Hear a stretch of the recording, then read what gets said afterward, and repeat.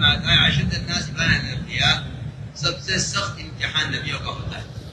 এখানে বলেন হাদিসে এসেছে আসাদ্দুন নাসি বালাআন আল আম্বিয়া, অর্থাৎ মানুষের মধ্যে সবচেয়ে কঠিন পরীক্ষা নবীদের হয়। और फिर जो क़यामत तक जो लोग अंबिया अलैहिस्सलाम वाले रास्ते पर और उनके वाले काम पर चलेंगे, उनका भी इम्तिहान इसी तरह होगा।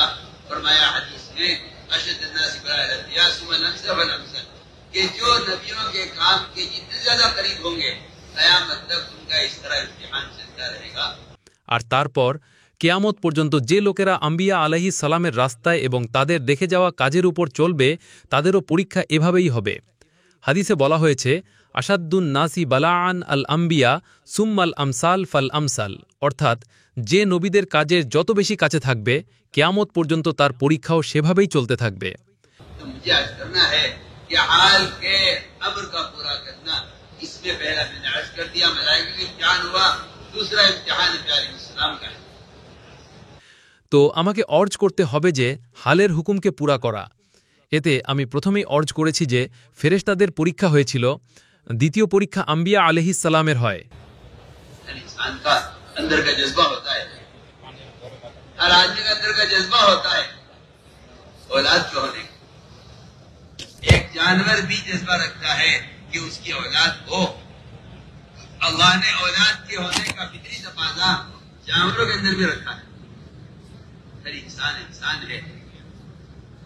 মানুষের ভেতরের একটা আকাঙ্ক্ষা থাকে, প্রত্যেক মানুষের ভেতরে আকাঙ্ক্ষা থাকে সন্তান হওয়ার। একটা জানোয়ারও এই আকাঙ্ক্ষা রাখে যে তার সন্তান হোক। আল্লাহ তাআলা সন্তান হওয়ার এই ফিতরি স্বাভাবিক চাহিদাকে জানোয়ারদের মধ্যেও রেখেছেন, আর মানুষ তো মানুষই। औलाद चाहते हैं किस लिए? तिजारत के लिए, नौद व मनसब के लिए। वहाँ औलाद चाहने का जो तकाजा है वो अल्लाह के दीन को दुनिया में कायम करने और नबी की लाई हुई अमानत की हिफाजत, ये नबियों का औलाद चाहने की वजह होती है। তো আম্বিয়া আলাইহিস সালাম সন্তান চাইতেন কিসের জন্য? ব্যবসার জন্য? বংশের জন্য? সেখানে সন্তান চাওয়ার যে চাহিদা তা হল আল্লাহর দ্বীনকে দুনিয়ায় কায়েম করার জন্য এবং নবীর নিয়ে আসা আমানতকে হেফাজত করার জন্য। এটাই হলো নবীদের সন্তান চাওয়ার কারণ। ইব্রাহিম আলাইহিস সালাম এই উদ্দেশ্যেই সন্তান চেয়েছিলেন আর বার্ধক্যে চেয়েছিলেন, আর আল্লাহ বার্ধক্যেই সন্তান দিয়েছিলেন, কারণ আল্লাহ তাআলা সন্তান দেওয়ার জন্য বাহ্যিক উপকরণের প্রয়োজন নেই। আমাদের দোয়ার শক্তি এজন্যই শেষ হয়ে গেছে যে আমরা আল্লাহর কাছে প্রয়োজনের জন্য কারণ বা উপায় চাই। আল্লাহর কাছে উপায় চাওয়া হবে না, আল্লাহর কাছে প্রয়োজনটাকেই চাইতে হবে। জাকারিয়া আলাইহিস সালাম আল্লাহর কাছে সন্তানের জন্য শক্তি বা যৌবন চাননি। ইব্রাহিম আলাইহিস সালামও আল্লাহর কাছে সন্তানের জন্য যৌবন বা শক্তি চাননি। আল্লাহ দুজনকে বার্ধক্যেই সন্তান দিয়েছেন। ফলশ্রুতি আল্লাহ তাআলা ইব্রাহিম আলাইহিস সালামকে তার দোয়ার বদৌলতে সন্তান দান করলেন। যখন সেই বাচ্চা কিছু করার যোগ্য হল, এই যোগ্য হল যে একটা ভারী পাথর উঠিয়ে বাবাকে দেওয়ার মতো যোগ্য হয়ে গেল, আর এত কঠিন কাজ বাইতুল্লাহর নির্মাণ, সে এই যোগ্য হয়ে গেল যে সে পাথর উঠিয়ে দিচ্ছে, বাবাকে সাহায্য করছে বাইতুল্লাহর নির্মাণে। হুকুম আসলো তাকে জবে করে দাও। পরীক্ষার হাল অবস্থা আমি আপনাদের বলতে চাই যে হালের আমল কাকে বলে। এখানে আকাঙ্ক্ষা হলো সন্তান হওয়ার, আর সেখানে হুকুম হলো সন্তানকে জবে করার। ইব্রাহিম আলাইহিস সালাম এই হুকুমের উপর ছুরি চালিয়েছেন, এই হুকুমের উপর ছুরি চালিয়েছেন, নিজের এই আকাঙ্ক্ষার উপর ছুরি চালিয়েছেন। এই আকাঙ্ক্ষা সন্তান হওয়ার, সেটাও দ্বীনের জন্য, আর হুকুম হলো তাকে জবে করার। ইব্রাহিম আলাইহিস সালাম যখন হুকুম পুরা করেছেন, তখন এদিকে মুহাম্মদ সাল্লাল্লাহু আলাইহি ওয়াসাল্লাম একজন সাহাবীর পরীক্ষা নিলেন যে ইনি আমাকে কতটা ভালোবাসেন। সেখানে পরীক্ষা নেওয়া হলো ইব্রাহিম আলাইহিস সালামের যে তিনি আমাকে কতটা ভালোবাসেন, নাকি সন্তানকে বেশি ভালোবাসেন। এখানে আপনি সাল্লাল্লাহু আলাইহি ওয়াসাল্লাম একজন সাহাবীর পরীক্ষা নিলেন যে এই সাহাবী আমাকে বেশি ভালোবাসেন নাকি নিজের বাবাকে বেশি ভালোবাসেন। সেখানে তো আল্লাহ তাআলা বলেছেন ইব্রাহিম ইসমাইলকে জবেহ করো। এখানে আপনি সাল্লাল্লাহু আলাইহি ওয়াসাল্লাম একজন সাহাবীকে বললেন যিনি তার বাবাকেই সবচেয়ে বেশি ভালোবাসতেন, বললেন যাও তোমার বাবার মাথা কেটে নিয়ে এসো। এই সাহাবী শোনা মাত্রই দৌড়ে গেলেন। জিজ্ঞেস করা হলো কোথায় যাচ্ছ? আর্জ করলেন এটা আল্লাহর হুকুম, আপনি আমার বাবার মাথা আনতে বলেছেন, আমি বাবার মাথা কাটতে যাচ্ছি। আমি আপনার কাছে কারণ জিজ্ঞেস করব, এটাও আনুগত্যের পরিপন্থী। আপনার হুকুম আমি সঙ্গে সঙ্গে পুরা করব। আপনি চিন্তা করুন, সেখানে ইব্রাহিম আলাইহিস সালামের প্রতি হুকুম হলো সন্তানকে জবেহ করার, এখানে সাল্লাল্লাহু আলাইহি ওয়াসাল্লাম হুকুম দিচ্ছেন ছেলেকে বাবাকে জবেহ করার।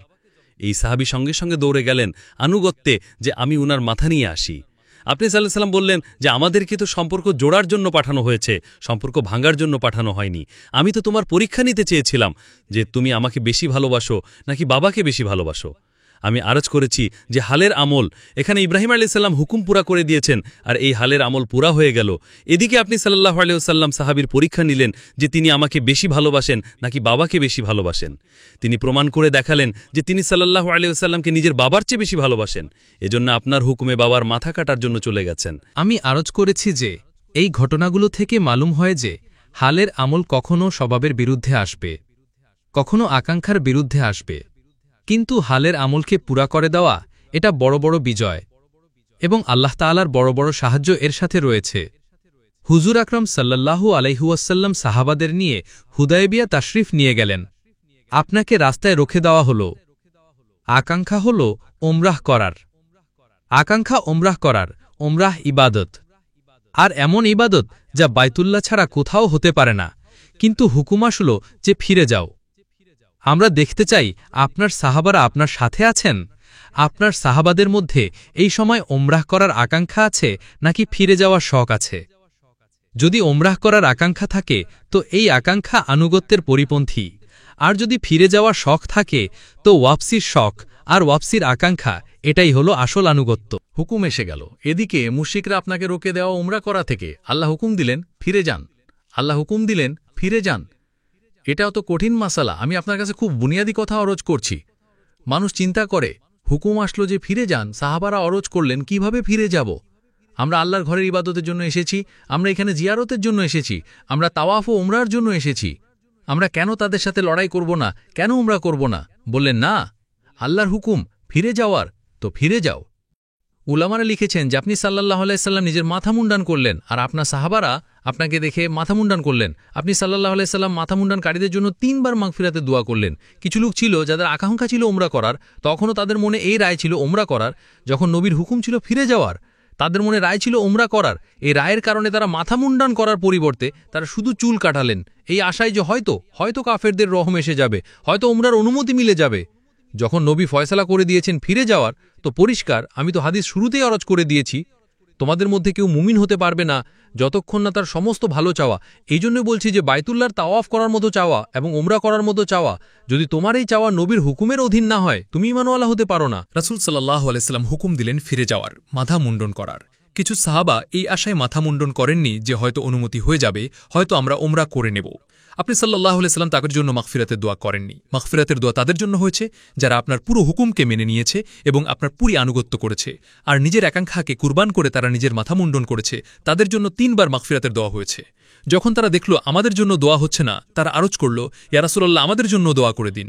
তাদের বলার পর তাদের জন্য 1 বার মাগফিরাতের দোয়া হয়েছে, বড় 3 বার মাগফিরাতের দোয়া করা হয়েছে তাদের জন্য যারা আপনি সাল্লাল্লাহু আলাইহি সাল্লামকে দেখে মাথা মুন্ডন করেছে এবং তাদের মনে ফিরে যাওয়ার পাকা ইরাদা ছিল। তাদের জন্য 3 বার দোয়া মাগফিরাত হয়েছে। যাদের মনে ফিরে যাওয়ার ইরাদা ছিল না, বরং উমরা করার আকাঙ্ক্ষা ছিল, যদিও সেটা একটা নেক আমল ছিল, কিন্তু তারা কামিল আনুগত্য করে। তো আমি আর্জ করতে চাই যে আকাঙ্ক্ষা বেশক হয়। এটা আপনি সাল্লাল্লাহু আলাইহি ওয়াসাল্লামের ঘটনা আমি আর্জ করেছি। এক মহিলা যার কুষ্ঠরোগ ছিল, সে বাইতুল্লাহ তাওয়াফ করত মাটিতে ঘষে ঘষে। তার তাওয়াফের শখ ছিল, আর তার শরীরে বিমারি ছিল, কুষ্ঠের মার্জ ছিল, আর কুষ্ঠের বিমারি ছিল, আর তার হাতে পায়ে জখম ছিল। সে জমিনে ঘষে ঘষে তাওয়াফ করত। ওমর রাদিয়াল্লাহু তাআলা আনহু বললেন, আমি তোমাকে হুকুম দিচ্ছি যে তুমি তাওয়াফ ছেড়ে ঘরে বসে যাও, লোকদের তাকলিফ দিও না, তোমার তাওয়াফের কারণে লোকেদের তাকলিফ হয় চলতে। তো ওই মহিলা তাওয়াফ করা ছেড়ে দিল, যদিও সেই মহিলা এত মাজুর ছিল এবং তার তাওয়াফের শখ এটাই ছিল, কিন্তু সে তাওয়াফ করা ছেড়ে দিল। যখন তাদের শাহাদাত হয়ে গেল, লোকেরা বলল, যাও গিয়ে বাইতুল্লাহ তাওয়াফ করো, তোমাকে রোখার বালা দুনিয়ায় আর নেই, তাকে শহীদ করে দেওয়া হয়েছে। ওই মহিলা বলল, এটা হতে পারে না যে আমি আমিরের আনুগত্য করব তার জীবদ্দশায় আর নাফরমানি করব তার মৃত্যুর পর। আমি তাওয়াফ করব না, কারণ আমাকে আমির রোগ দিয়েছে তাওয়াফ করা থেকে। আমি এই উদাহরণ দিচ্ছি যে এক মহিলারও আনুগত্যের আকাঙ্ক্ষা কি ছিল। এই ঈমানের কারণে আনুগত্যে এমন ছিল, লোকেরা যেমন কোনো উটের নাকে লাগাম পরিয়ে দেওয়া হয় আর সে সেই লাগামের অধীন হয়ে যায়। এজন্য হাদিসে বলা হয়েছে যে মুমিন তো সেই যাকে যেদিকে যখন চালানো হয় সে আল্লাহ রাসূলের হুকুমের অধীন হয়ে চলে। আমি আর্জ করেছি যে যেভাবে এবাদাতে হুকুম আসছে একইভাবে কোনো কাজের একটা নিয়ম চলতে থাকে, হঠাৎ হুকুম আসে যে এভাবে না এভাবে করতে হবে। কিবলা পরিবর্তন হল কিবলার পরিবর্তন উম্মতের সম্মিলিততাকে এবং মুহাম্মদ সাল্লাল্লাহু আলাইহি সাল্লামের আনুগত্যের পরীক্ষা নেওয়ার জন্য কিবলাকে বদলানো হয়েছে। কিবলা পরিবর্তন এটা ইসলামের একটা বড় আজিমুশান মহিমান্বিত জিনিস। এটা দেখার জন্য যে যতজন নবীর সাথে চলছে তাদের মধ্যে আনুগত্যে কারা সাচ্চা কারা ঝুটা। আল্লাহু আকবার। কোরআন তো খুব খুলে এটা বলেছে। কোরআনে সাফ কাহা হয়েছে যে আমরা তো জেনেই রেখেছি কারা সাচ্চা কারা ঝুটা, যারা সাথে চলছে, কিন্তু আমরা এমন পরীক্ষা নেব। জোহরের নামাজ হচ্ছিল, 2 রাকাত হয়ে গিয়েছিল, 2 রাকাত বাকি ছিল। এর মধ্যে হঠাৎ হুকুম এসে গেল যে আপনি মুখ ফিরিয়ে নিন বাইতুল মাকদিস থেকে বাইতুল্লাহর দিকে। ওলামারা লিখেছেন এই কিবলা পরিবর্তন এই ছাঁটাই করার জন্য হয়েছে। কোরআনের আয়াতের মর্ম এটাই। আমরা কিবলা বদলিয়েছি এজন্যই তাকে আমরা জেনে নিই যে কারা নবীর আনুগত্যে আছে আর কারা চায় যে কিবলা ওহি থাক বা কিবলা এটাও থাক ওটাও থাক, এদিকেও মুখ করো ওদিকেও মুখ করো, ওখানেও পড়ো এখানেও। আমরা দেখতে চাই যে তোমাদের মধ্যে নবীর আনুগত্যে কে আছে আর কে নিজের কিবলায় আওয়ালের আকাঙ্ক্ষার কারণে উধার নামাজ পড়ে ইধার নামাজ পড়ে। যেই আয়াত নাজিল হলো আপনি সাল্লাল্লাহু আলাইহি ওয়াসাল্লাম এজন্য যে এই বাত খুব মনোযোগের দাবি রাখে যে আমি বলতে চাই আম্বিয়া আলাইহিমুসসালাম হুকুমে দেরি করেন না। ইবাদতের লাইনের হোক দাওয়াতের লাইনের হোক হুকুমে দেরি হতে পারে না। এর কত উদাহরণ আছে। ঈদের তো এইটা কিবলা পরিবর্তন হচ্ছিল। কেউ বলেনি যে আভিজোহর পুরি করে নি আসর উধার পড়ব, হুকুম এসে গেছে, আপনি নামাজের মধ্যেই ঘুরে গেলেন ফরন। আপনার পিছনে পুরুষ মহিলা বাচ্চা ছিল, বাকি মসজিদগুলোতেও ফরন এলান হয়ে গেল যে কিবলা বদল গেছে আর মুখ ফিরিয়ে নেওয়া হোক। যেই মসজিদগুলোতে নামাজ হচ্ছিল সেখানে গিয়ে গিয়ে লোকের এলান করে দিল যে ফরন মুখ বদল দেওয়া হোক, কিবলা বদল গেছে। পুরে মদিনার সমস্ত মসজিদে এই হুকুম আসার সাথে সাথেই ফরন মুখ বদল গেল, সারে মসজিদে মুখ বদল গেল। কোরআনে বলা হয়েছে এটা তো হয়ে গেল কিবলা পরিবর্তন। অচিরেই নির্বোধ ব্যাক্যের লোকেরা বলবে যে কিবলা বদলানোর কি দরকার ছিল, যা ছিল তাই থাকতো, এটাকে কেন বদলানো হল? এই নির্বোধ ধরনের লোক ছিল মুনাফিকরা। মুনাফিকরা বলতো যে যেভাবে কাজ চলছে চলতে দাও না, এটাকে বদলানোর কি দরকার। এটা আমি খুব বুনিয়াদী কথা আপনার সামনে কেহরাচ্ছে। মুনাফিকরা বলেছে যে এরা রোজ রোজ নতুন নতুন জিনিস নিয়ে আসে। একটা নিয়ম চলছিল, চলতে দিত, এটাকে বদলানোর কি দরকার। কারণ মুনাফিকরা কামিন আনুগত্যে ছিল না। কাফিররা বলেছে এরা আমাদের কেবলা কেন এখতিয়ার করল যখন এরা আমাদের মূর্তি মানে না। ইহুদিরা বলেছে এরা আমাদের কেবলা কেন ছাড়ল, যদি ওটা ভুল ছিল তাহলে কেন ছাড়ল, যদি ওটা ভুল ছিল তাহলে তার ওপর কেন আমল করল, আর যদি ওটা সহি ছিল তাহলে কেন ছাড়ল। ইহুদি, কাফের আর মুনাফিক এই 3 ধরনের লোক ছিল যারা এই কিবলা পরিবর্তনের উপর এতেরাজ করেছিল। আল্লাহ সবাইকে সুফাহা বলেছেন, সবাইকে বেয়াউকুফ আর আহমাক বলেছেন। আমি আরজ করেছি যে এই ছাঁটাই করার জন্য, কারণ আমি বলতে চেয়েছিলাম যে আল্লাহ তাআলা হালের আমল এনে আনুগত্যকারীদের আনুগত্যে পরীক্ষা নিতে চান। এজন্য আম্বিয়া আলাইহিস সালামের নিয়ম এটাই। এ বাত খুব আহম যে আম্বিয়া আলাইহিস সালাম দাওয়াত আর ইবাদত এই দুইয়ের ব্যাপারে এই আমলকে টালতেন না। আমল ইবাদতের হোক বা দাওয়াতের, আমি মাঝখানে আরজ করছিলাম এই দাওয়াতের আমল পরিস্থিতি যতই বিপদের হোক, ইউসুফ আলাইহিস সালামের উপর তহমত লেগে আছে, সারা দেশ খিলাফ, জেল হয়ে গেছে আর দফায় লাগাচ্ছে সাখত, কিন্তু এর বাওজুদ এই বিপদের মধ্যে জেলের ভেতরে দাওয়াতের কাজ জারি আছে। আর জেলে প্রবেশকারী 2 যুবক যারা তাদের স্বপ্ন পেশ করেছিল ইউসুফ আলাইহিস সালামের কাছে, ইউসুফ আলাইহিস সালাম তাদের স্বপ্নের ব্যাখ্যা আগে দেননি, প্রথমেই দুজনকে দাওয়াত দিয়েছেন আর আল্লাহর পরিচয় করিয়েছেন আর আল্লাহর তাওহীদকে শেখানোও বয়ান করেছেন। পরিস্থিতি যতই বিপদের হোক আম্বিয়া আলাইহিস সালাম দাওয়াত আর ইবাদতের হুকুমে দেরি করেন না। আমি তার উদাহরণ দিতে চাইছিলাম মাঝখানে। আল্লাহ ইয়াহিয়া আলাইহিস সালামকে হুকুম দিলেন, যে ইয়াহিয়া বানি ইসরাইলকে মসজিদে আকসায় জমা করো আর তাদেরকে 5টা কথা বুঝাও জমা করে। ইয়াহিয়া আলাইহিস সালাম এই কাজে ব্যস্ত ছিলেন। ঈসা আলাইহিস সালামের আশঙ্কা হলো যে এই কাজে বেরিমা হয়ে যায়। ঈসা আলাইহিস সালাম বললেন, হে ইয়াহিয়া, আল্লাহ তোমাকে এর হুকুম দিয়েছিলেন যে বাইতুল মকদিসে বানি ইসরাইলকে জমা করে তাদেরকে 5টা কথা পৌঁছাও। সেই 5টা কথা ছিল যে আল্লাহর সাথে কাউকে শরিক করবে না, নামাজ কায়েম করবে, আল্লাহর জন্য রোজা রাখবে, মালের যাকাত দেবে এবং আল্লাহর জিকির করবে। এই 5টা কথা মসজিদে জমা করে বোঝানোর হুকুম দেওয়া হয়েছিল। ঈসা আলাইহিস সালামের আশঙ্কা হলো যে এই কাজে দেরি না হয়ে যায়, শুধু দেরি হওয়ার আশঙ্কা। ঈসা আলাইহিস সালাম বললেন, হে ইয়াহিয়া, যদি তুমি এই কাজে ব্যস্ত থাকো তাহলে এই কাজটা আমি করে দিই। ইয়াহিয়া আলাইহিস সালাম বললেন, হে ঈসা, যদি তুমি এই কাজ করে দাও আর আমি না করি তাহলে আল্লাহ আমাকে জমিনে ধসিয়ে দেবেন আর আল্লাহ আমাকে আযাব দেবেন। আপনি যারা চিন্তা করুন এই হুকুমকে তাড়াতাড়ি পুরা করার জন্য ইয়াহিয়া আলাইহিস সালামের এত তাগিদ যে যদি এতে দেরি হয়ে যায়, এই কাজ তুমি করো আর আমি না করি, তাহলে আল্লাহ আমাকে আযাব দেবেন, আল্লাহ আমাকে জমিনে ধসিয়ে দেবেন।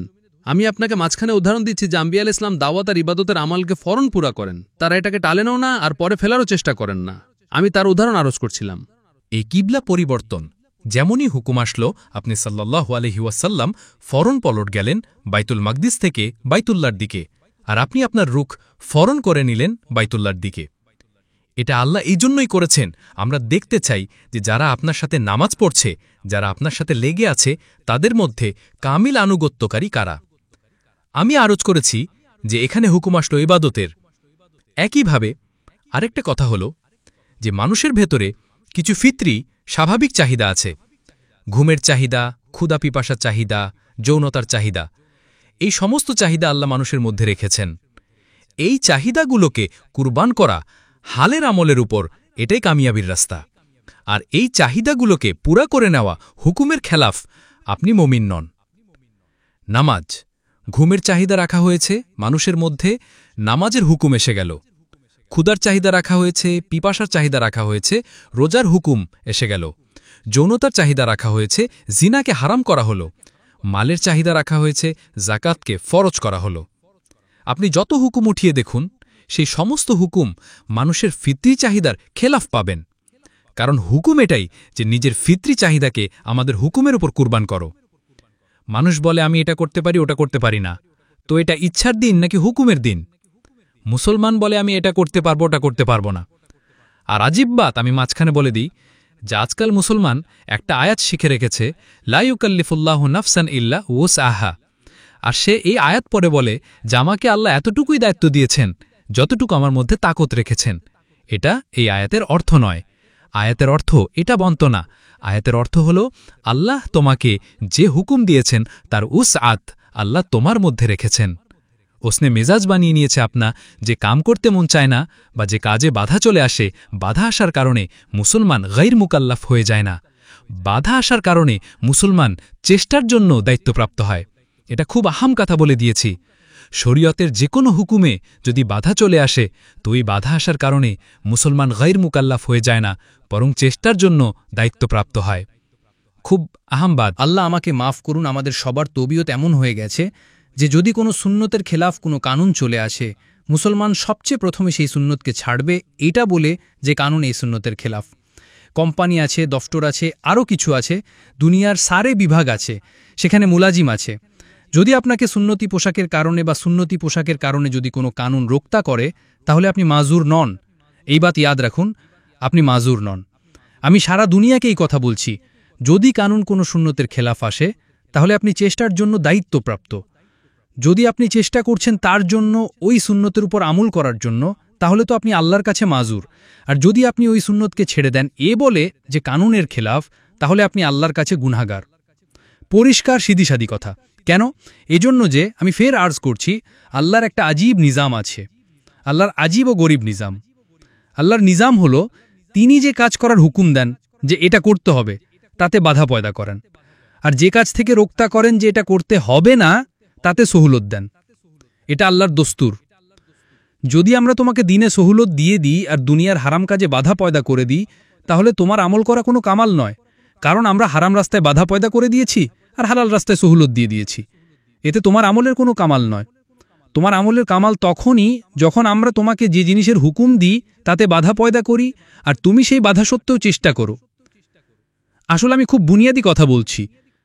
যদি কোনো সুন্নতের খেলাফ কোনো কানুন আসে, মুসলমান এ বলে সুন্নত ছেড়ে দেয় যে আমি নিজামুদ্দিন ও বয়ানে সাথীদেরকে আমি বললাম, আমাকে সেই মুসলমানদের উপর আফসুস হয় আর হয়রত হয়, মুঝে সেই মুসলমানদের উপর হয়রত হয়, আফসুসও হয় যারা মখলুকের কানুনকে আল্লাহর উপর পেশ করে, আল্লাহর কানুনকে মখলুকের উপর পেশ করে না।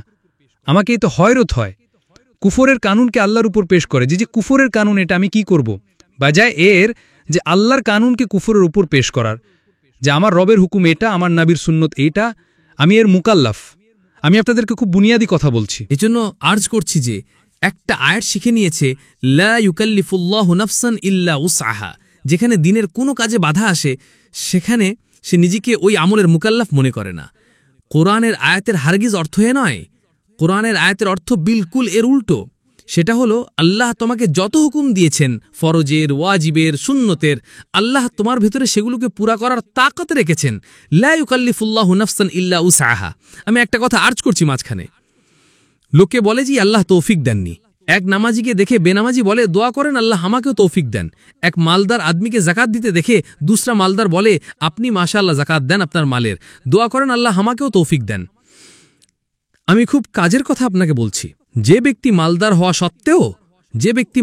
সত্ত্বেও ইয়ে বলে যে আল্লাহ আমাকে তৌফিক দেন জাকাত দেওয়ার, সে আল্লাহর উপর ঝুট বলছে। কারণ আমল করা তৌফিক নয়, ওই আমলের ইসবাব হাসিল হয়ে যাওয়াটাই তৌফিক। আল্লাহ একে মাল দিয়ে দিয়েছেন, মানে তাকে জাকাতে তৌফিক দিয়ে দিয়েছেন। এখন যদি সে জাকাত না দেয় তাহলে সে বলতে পারে না যে আল্লাহ আমাকে তৌফিক দেননি। লোক দোয়া করেন আল্লাহ আমাকেও তৌফিক দেন। আমল করো তৌফিক নয়, আমলের আসবাব মুহাইয়া হওয়াই তৌফিক। আল্লাহ যাকে মাল দিয়ে দিয়েছেন, আল্লাহ তাকে জাকাতের তৌফিক দিয়ে দিয়েছেন। আল্লাহ তাকে আজাব এজন্যই দেবেন কারণ আল্লাহ তাকে তৌফিক দিয়ে দিয়েছেন। আল্লাহ যাকে তৌফিক দেবেন না তাকে আজাবও দেবেন না। যাকে মাল দেবেন না তার কাছে জাকাতের সওয়াল হবে না, যাকে মাল দেবেন না তার কাছে হজের সওয়াল হবে না। আমি বহুত বুনিয়াদি বাত আর্জ করছি। তৌফিক কি? তৌফিক হলো আমলের আসবাব মুহাইয়া হয়ে যাবাই তৌফিক। যত দুনিয়ায় মালদার আছে আল্লাহ সবাইকে জাকাতের তৌফিক দিয়ে দিয়েছেন। আল্লাহ আজাব দেবেনি এজন্য যে আল্লাহ তৌফিক দিয়ে দিয়েছেন। আল্লাহ আজাব দেবেনি এজন্য যে আল্লাহ তৌফিক দিয়েছেন। যদি কোনো মালদার কারো কাছে দোয়ার জন্য বলে যে আপনি দোয়া করুন আল্লাহ আমাকেও জাকাত দেওয়ার তৌফিক দেন, তাহলে সে আল্লাহর উপর ঝুট বলছে। যদি কোনো মালদার বলে দোয়া করুন আল্লাহ আমাকে হজের তৌফিক দিয়ে দেন, তাহলে এই মালদার আল্লাহর উপর ঝুট বলছে। যদি কোনো চোখওয়ালা আদমি বলে যে আপনি দোয়া করুন আল্লাহ আমাকে তেলাওয়াতের তৌফিক দেন, তাহলে সে ঝুট বলছে। হ্যাঁ, কোনো অন্ধ আদমি যদি বলে যে আপনি দোয়া করুন আল্লাহ আমাকে তেলাওয়াতের তৌফিক দেন, তাহলে সে সত্য বলছে, কারণ তার কাছে তৌফিক নেই, তার কাছে আঁখ নেই। আমি এবার বাতকে সহজ করে আর্জ করছি। আমলের আসবাব মুহাইয়া হওয়াই তৌফিক। জন্য আমি আরজ করেছি যে এই আয়াত পড়ে দেওয়া যে জি আমি তো মোকাল্লাফি নই, কারণ আমি তো করতে পারি না। আমি বুঝি না কোনো মুসলমানে বলে যে জি আপনি জানেন না আমি আমেরিকায় থাকি। আমি বলি তুমি চাঁদে পৌঁছে যাও, ইয়া তো মোহাম্মদ সাল্লাল্লাহু আলাইহি সাল্লামের উম্মত হওয়া থেকে বের হয়ে দাও। মুঝে হ্যারাত হয়, আমি আপনার এই সওয়ালের উপর তাজ্জুব হয় যে আপনি বলেন আপনি জানেন না আমি ইংল্যান্ডে থাকি, আপনি ওখানের হুলিয়ার কথা বলছেন, আমি এখানের হুলিয়ার কথা বলছি। আমি বলি যে দুনিয়ার কেউ যে কোনো কোনায় চলে যাক, যেভাবে সে মুহাম্মদ সাল্লাল্লাহু আলাইহি সাল্লামের উম্মত হওয়া থেকে বের হতে পারে না, সেভাবে সে আপনি সাল্লাল্লাহু আলাইহি সাল্লামের হুলিয়া থেকে আজাদ হতে পারে না। দুনিয়ার যে কোনো কোনায়, আসমানে পৌঁছে যাক, মেরিনেসে পৌঁছে যাক, সে যেখানেই পৌঁছে যাক মুহাম্মদ সাল্লাল্লাহু আলাইহি সাল্লামের উম্মত হওয়া থেকে বের হতে পারে না। আপনার হিম্মত কিভাবে হলে যে আপনি বলেন আপনি আমার সাথে কি কথা বলছেন পোশাকের? আমি তো আমেরিকায় থাকি, আমেরিকায় থাকলে কি কথা? কি মুহাম্মদ সাল্লাল্লাহু আলাইহি সাল্লাম আমেরিকার জন্য প্রেরিত হননি? এই জন্য আমি সাফ কথা বলি, যদি কোনো কোম্পানি বা কোনো কানুন বলে যে আপনি এই সুন্নতের উপর আমল করতে পারবেন না, তাহলে আপনি যদি এর জন্য চেষ্টা না করেন তাহলে আপনি গুনাহগার হবেন। কারণ আমি একটা কায়দা আল্লাহ তাআলার একটা দস্তুর পেশ করেছি আপনার কাছে। আল্লাহ দস্তুর এটা, যে কাজের হুকুম দেন করার তাতে বাধা পয়দা করেন আমাদের চেষ্টা দেখানোর জন্য। আমরা যে কাজ থেকে রুখতে বলি যে এটা করতে হবে না, আমরা তার সহুলত দিই দেখনের জন্য যে তুমি রুখতে পারো কি পারো না। আমি খুব আহম বাত আর্জ করছি। আসহাবে সাবতকে আল্লাহ শিকারে হারাম করে দিলেন শনিবার দিন শিকার করতে পারবে না। আল্লাহ তাআলা চাইলে সমস্ত মাছকে সমুদ্রের গভীরে লুকিয়ে দিতে পারতেন যাতে শিকার করতে না পারে, কিন্তু আল্লাহ এমন করেননি। আল্লাহ সমস্ত সমুদ্রের মাছকে সমুদ্রের উপরে জমা করে দিলেন এই পরীক্ষার জন্য যে আমরা শিকার থেকে রোকছি। আমরা তোমাকে শিকারের সহুলত দিয়ে দেখি তুমি শিকার করো কি করো না। তারা ছলচাতুরি করল, আল্লাহর হুকুমকে ভাঙল, আল্লাহ তাদের উপর আযাব নাজিল করলেন। আমি আপনাকে উদাহরণ খুব সহজ করে দিচ্ছি। মেরে দোস্ত মেরি সারি কথার খোলাসা হল, আল্লাহ তাআলা যে কাজ করার হুকুম দেন তাতে বাধা পেদা করেন, আর যে কাজ থেকে রোকঠেন তাতে সহলত দেন। দেখে নিন, সুদি কারোবার আপনি করুন, আপনার জন্য খুলি ছুট আছে। আপনি যেখান থেকে চান যত চান, আর আপনাকে যদি হালাল লোকমাও চাই খাওয়ার জন্যে, তাহলে আপনাকে এর জন্য চেষ্টা করতে হবে। হারাম হওয়ার পদক্ষেপে পাবেন সস্তা পাবেন, হালাল মুশকিলে পাবেন মহেঙ্গা পাবেন। কেন আল্লাহ তাআলা হালালকে সহজ কেন করেন, হারামকে মুশকিল কেন করেননি? নিজাম তো এইটা।